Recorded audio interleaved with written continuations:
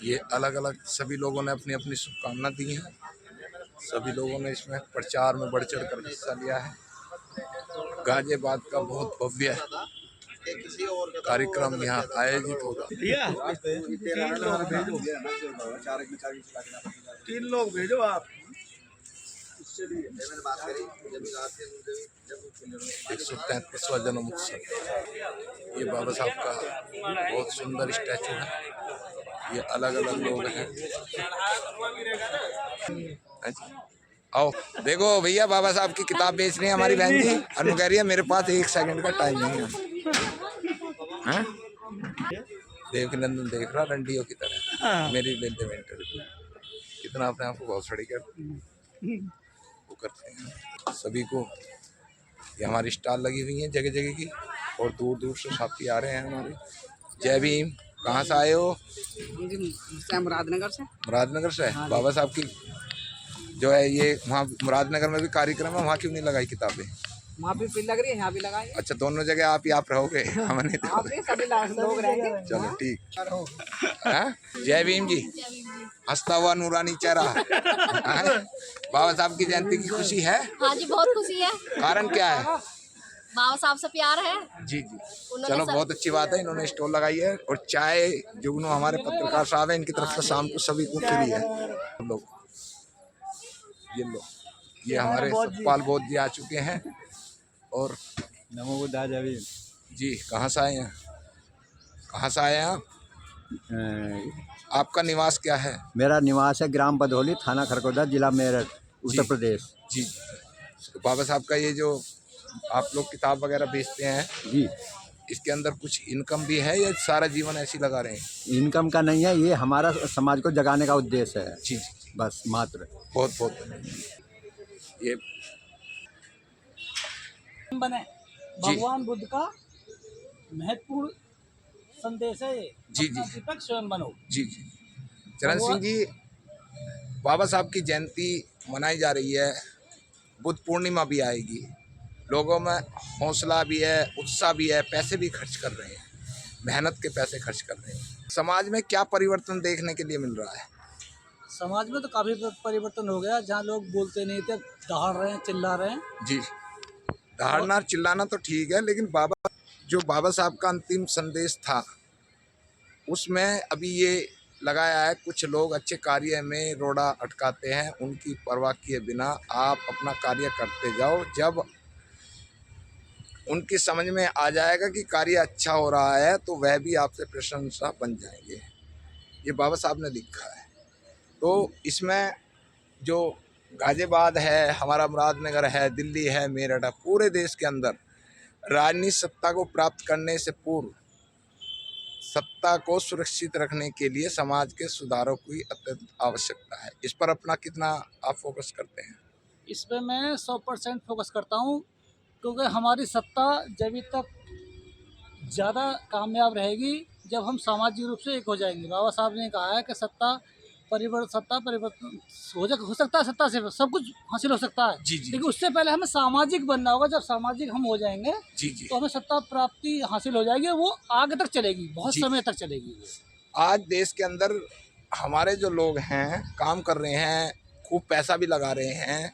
बाबा साहब का अंतिम संदेश था कि जो उन्होंने 3 मंत्र दिए, लेकिन चौथा मंत्र लोगों ने ख़त्म कर दिया, बस शिक्षित बनो, संगठित रहो, संघर्ष करो।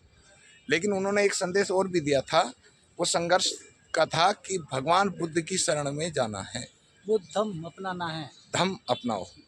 लेकिन हमारे लोग 14 अप्रैल को तो पूरा जोश लगाते हैं, बुद्ध पूर्णिमा पर इतना जोश नहीं लगा पा रहे हैं। ऐसा क्यों हो रहा है? ऐसा इसीलिए हो रहा है कि लोग घर में कुछ बाहर कुछ, अपनी महिलाओं को नहीं लाते हैं। बाबा साहब जो कह के गए हैं वो सबको समान रूप से लाभदायक है। हाँ। लेकिन हमारे समाज के लोगों ने, जो समाज के अग्रणी लोग हैं, जो बाबा साहब को पढ़ते हैं और पढ़ाते हैं, जी जी, वो खुद तो मंचों पा जाते हैं, अपने घर के परिवारों को, बच्चों को नहीं लाते हैं, संस्कारवान नहीं बनाते हैं। हमें सबसे ज़रूरी है कि अपने घर में सबसे पहले अपने घर में बुद्ध वंदना करके चलना चाहिए, जिससे हमारा संस्कार बने। जी जी। ये हमारे चेतन आनंद जी थे, जो पहले अध्यक्ष भी रहे हैं और बहुत अच्छी ये अपनी प्रस्तुति समाज को देते रहे। कोरोना में इनका जो वो हो गया ये बहुत गलत हुआ। ये हमारे युवा शक्ति दल हैं, आज तक इनका दल चला नहीं है, ये दल ही रह के बाबा साहब जी। सम्मान एक अधिकार। आपके चैनल का मैं बहुत बहुत स्वागत अभिनंदन करता हूं। आप समाज में बहुत समय दे रहे हैं, उसके लिए बहुत बहुत साधुवाद। बाबा साहब की कल जयंती है।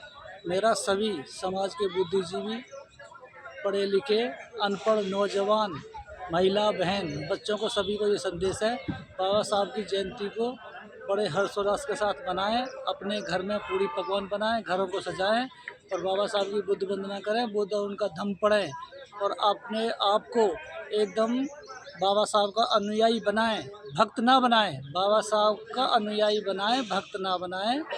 और इसी के साथ मेरी सभी को जय भीम, नमो बुद्धाय। सभी को बहुत बहुत हार्दिक मंगल कामनाएं। बाबा साहब की जयंती की सभी को हार्दिक मंगल कामनाएं।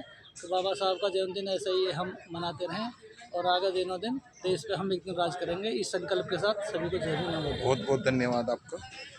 और साथियों, ये आप सब लोग यहाँ 5 बजे पहुँचेंगे। सारी तैयारी जोरों शोरों से लगी हुई है, युवा लगे हुए हैं, पैसा लग रहा है समाज का। तो कार्यकर्ताओं का मनोबल नहीं टूटना चाहिए। आप सब लोग आइए, हम सब लोग आपके साथ हैं। जय भीम, नमो बुद्धाय। जय भीम।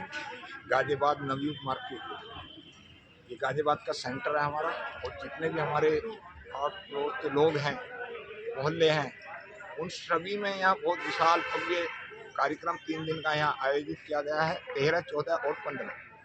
इसमें बहुत भव्य सुंदर तरीके से कार्यक्रम होता है। आप सभी से मेरा निवेदन है कि सभी लोग आइए और सभी लोग कार्यक्रम को जो है, जो युवा ने, जो टीम ने इतनी मेहनत करी है, इतना पैसा लग रहा है समाज का, तो उसको सफल बनाने में प्रयास करें। मेरा आज आप सभी लोगों को सबसे पहले तो मैं ये कहना चाहूँगा कि बाबा साहब डॉक्टर अम्बेडकर की जयंती पूरे विश्व के अंदर मनाई जाती है और मनाई जा रही है। इस बार 2000 करोड़ से ज़्यादा का लक्ष्य समाज का है बाबा साहब की जयंती पर। यह विश्व रिकॉर्ड टूटने जा रहा है और दिन पे दिन बाबा साहब डॉक्टर अम्बेडकर की विचारधारा बढ़ रही है। लेकिन सवाल ये है कि भारत के अंदर परिवर्तन नहीं हो पा रहा है। जितनी बाबा साहब डॉक्टर अम्बेडकर की विचारधारा गांव-गांव के अंदर पहुंचनी चाहिए थी, वो नहीं हो पा रही है। और बाबा साहब डॉक्टर अम्बेडकर को जब हम पढ़ते हैं तो उनका एक ही चीज़ निकल के आती है। मैं अभी आपको लेके चलता हूँ, जो बाबा साहब डॉक्टर अम्बेडकर का यहाँ कार्यक्रम होगा और इस पर बहुत सुंदर प्रस्तुति, अच्छे अच्छे वक्ता यहाँ आएंगे, तो कितना अच्छा तैयार करा है। ओके साथियों, सभी से देखिए यहाँ बहुत अच्छा मंच बना हुआ है। और ज़्यादा ना कुछ कहते हुए, मेरा युवाओं से जब हम बाबा साहब को पढ़ते हैं तो उसमें उन्होंने एक ही बात कही है कि ऐ मेरे समाज के युवाओं, जिस दिन आपका ज़मीर जाग जाए, एक तो शिक्षा और बुद्धि में किसी से कम मत रहना, एक किसी भी ऐसो आराम में न पढ़कर समाज का नेतृत्व करना और राजनीति में बढ़ चढ़कर हिस्सा लेना। फिर बाबा साहब डॉक्टर अम्बेडकर कहते हैं कि हमें बुद्धि की शरण में जाना है, बुद्धि की शरण में जाना है। अंधभक्त किसी का नहीं होना, तर्क वितर्क होने जरूरी है, लेकिन सभ्यता के दायरे में। कोई भी कार्य ऐसा ना करें जिससे कानून का उल्लंघन हो। चुनाव भी लगा हुआ है और सभी लोग इसमें, अफसर लोग भी आते हैं, नेता भी आते हैं, सभी लोग आते हैं। तो मेरे साथ में एक और चीज़ का परिचय आपको करा दूँ कि हमारे साहब हैं मुरली जी, और ये समाज का इतना अच्छा कार्य कर रहे हैं कि जो बाबा साहब का मूवमेंट है शिक्षित बनो, उसमें लोगों को शिक्षित करने का ये काम करते हैं। डॉक्टर अम्बेडकर मिशन, इधर दिखाइए उधर, ये इनका है। और लो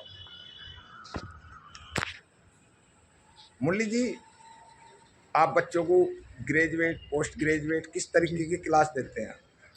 देखिए सर, मेरा नाम मुरली सिंह है। मैं BSc BTech हूँ और Siddharth inter college Navyug market में हमारा एक कोचिंग चलता है अम्बेडकर मिशन शिक्षा ट्रस्ट के नाम से, जी जी, जिसमें दिल्ली यूनिवर्सिटी, जामिया मिलिया यूनिवर्सिटी, अलीगढ़ मुस्लिम यूनिवर्सिटी, दिल्ली यूनिवर्सिटी के बहुत सारे प्रोफेसर्स हैं जो इकट्ठा होकर अपने अपने जो उनकी गाड़ी कमाई है, जो मेहनत की कमाई है, उससे कुछ चंदा इकट्ठा करके इस कोचिंग का निर्वहन करते हैं। जी जी। इस कोचिंग में हम स्टेट सर्विसेज से लेके लोअर सर्विसेज जितने भी जो वनडे एग्ज़ाम्स की तैयारी कराते हैं, जैसे हमारा SSC है, रेलवे है, बैंकिंग है, और स्टेट सर्विस जैसे लोअर PCS वगैरह, इस तरीके की हम इसमें तैयारियां कराते हैं जी। और इसमें अब तक हमारे कम से कम 50 बच्चों से अधिक तो कम से कम नहीं तो मैं आपको बताऊं, यूपी पुलिस में जो बच्चे लग चुके हैं हाँ। और कुछ बच्चे बैंक में लग चुके हैं, पीओ बन चुके हैं।